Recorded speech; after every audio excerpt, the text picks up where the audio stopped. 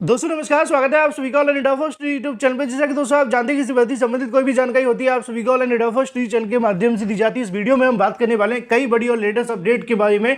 तो चलिए दोस्तों वीडियो शुरू करते हैं। वीडियो को लाइक कर दें, शेयर कर दें और चैनल को सब्सक्राइब करके बेल आइकन को दबा लें, जिससे कि आपको रियल ऑथेंटिक जानकारियों के नोटिफिकेशन सबसे पहले मिलते रहें। दोस्तों आगे बढ़ने से पहले हम बात करने वाले हैं यूपी बीएड प्रवेश परीक्षा की बेस्ट बुक के बारे में, जो कि चक्षु प्रकाशन की है। अगर आप यूपी बीएड प्रवेश परीक्षा की तैयारी कर रहे हैं तो ये बुक आप सभी के लिए बेस्ट है, जो कि आपको स्टडी गाइड देखने के लिए मिलती है संपूर्ण पाठ्यक्रम पर आधारित। इसमें आपको 2700 से ज़्यादा महत्वपूर्ण क्वेश्चन, इसके अलावा 6 सॉल्व पेपर भी आपको देखने के लिए मिलते हैं।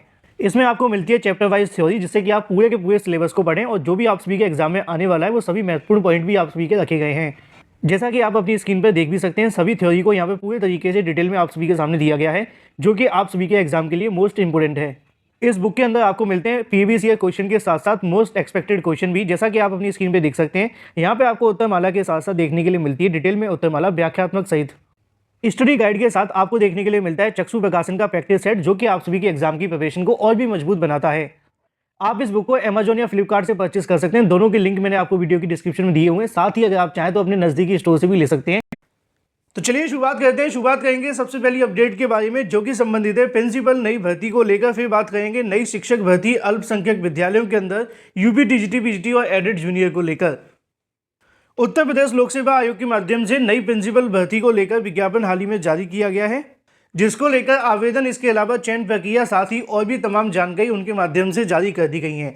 जैसा कि आप सभी को यहाँ पे देखने के लिए मिल जाएगा। अगर बात की जाए मेडिकल कॉलेजों के अंदर प्रिंसिपल व रीडर की भर्ती के लिए आवेदन शुरू कर दिए गए। राजकीय मेडिकल कॉलेजों के अंदर यहाँ पे भर्ती को लेकर जो विज्ञापन है वो जारी हो गया है, जिसके लिए 15 अप्रैल तक पंजीकरण करने की जो तारीखें वो तय कर दी गई हैं।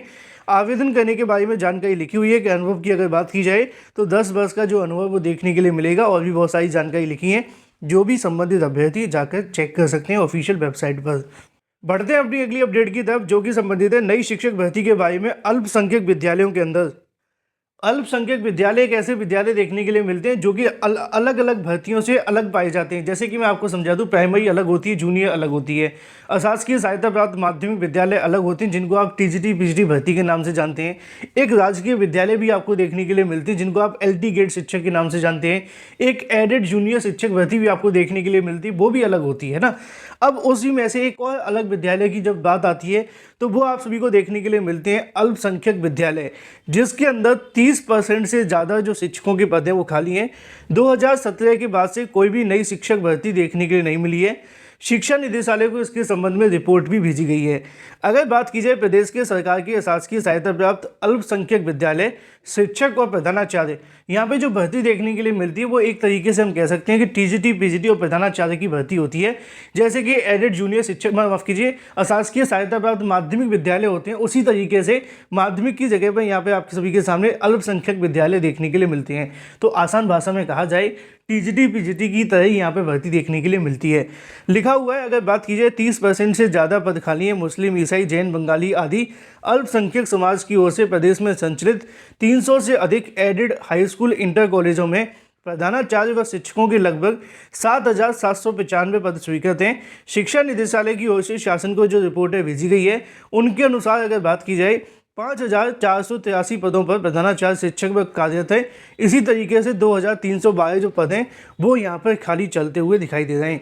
यहाँ पे अगर आंकड़ों में एक नज़र में देखा जाए तो प्रधानाचार्य के जो पद हैं वो 111 पद खाली हैं। इसी तरीके से प्रधानाध्यापक के पदों की बात की जाए तो 62 पद खाली हैं। जैसा कि मैंने आपको बताया, प्रवक्ता मतलब कि पीजीटी की अगर बात की जाए तो 443 पद के समथिंग जो पद हैं वो खाली हैं। इसी तरीके से अगर बात कीजिए सहायक अध्यापक के बारे में तो 1681 पद खाली हैं। लगभग 2300 से ज़्यादा पदों पे भर्ती देखने के लिए मिलने वाली है, और 2017 के बाद से यहाँ पे कोई नई भर्ती का विज्ञापन जारी नहीं किया गया है। अब सवाल देखने के लिए मिलता है कि इस भर्ती को लेकर आगे की अपडेट क्या है। तो इसके संबंध में जो जानकारी वो शिक्षा निदेशालय को भेजी गई है, और इस भर्ती का जो विज्ञापन होगा वो टीजीटी पीजीटी और प्रधानाचार्य के पदों पर जारी किया जाएगा। लेकिन अगर बात की जाए रिक्त पदों का जो ब्यौरा आप सभी को देखने के लिए मिलेगा, माध्यमिक शिक्षा सेवा चयन बोर्ड को नहीं भेजा जाएगा। उसकी वजह क्या है वो आप यहाँ से देख सकते हैं कि अल्पसंख्यक संस्थाओं को नियुक्ति देनी थी, लेकिन 8 महीने बीत जाने के बावजूद अभी तक यहाँ से जो नियुक्ति वो देखने के लिए नहीं मिली है। 2017 के पहले इन कॉलेजों के प्रबंधक माध्यमिक शिक्षा विभाग के अफसरों की अनुमति लेकर अपने स्तर से सीधी शिक्षकों की नियुक्ति कर देते थे।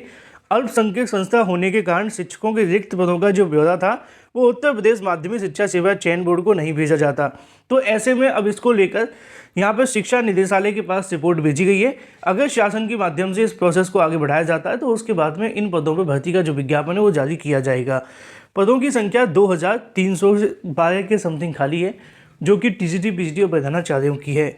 बात कर लेते हैं अपनी अगली अपडेट के बारे में, जो कि संबंधित है यूपी टीजीटी पीजीटी को लेकर। यूपी टीजीटी पीजीटी वाले छात्रों के लिए अच्छी खबर ये है कि टीजीटी पीजीटी को लेकर एक नया नोटिस जारी हुआ है। इसके संबंध में जानकारी आप सभी को ऑफिशियल नोटिफिकेशन के माध्यम से देखने के लिए मिलेगी। जैसा कि दोस्तों आप जानते हैं कि टीजीटी पीजीटी की परीक्षा तो नहीं हो पा रही है, लेकिन इसी बीच अगर बात की जाए पदों की संख्या के बारे में, वो सबसे महत्वपूर्ण है। भले परीक्षा 2 महीने लेट हो जाए, आप में से बहुत सारे ऐसे अभ्यर्थी होंगे जो इस बात से सहमत होंगे कि परीक्षा लेट होती है तो हो जाए, लेकिन पदों की संख्या बढ़े। क्यों? क्योंकि यहाँ पे 4163 पद हैं। इतने पदों में भर्ती कराने से शायद ही ज़्यादातर अभ्यर्थियों को फायदा नहीं होगा, क्योंकि उत्तर प्रदेश के अंदर भर्ती पेपर आउट, पेपर लीक जैसी खबरें आती हैं। इससे अभ्यर्थी और ज़्यादा डिमोटिवेट हो जाते हैं। इन्हीं बातों को ध्यान में रखते हुए एक बार फिर से अगर बात की जाए, रिक्त पदों का जो ब्यौरा है वो मांगा गया है 18 मार्च 2023 की तारीख में। अब देखना ये होगा कि इन पदों को नई भर्ती में जोड़ा जाता है या फिर इसी भर्ती में जोड़ा जाता है।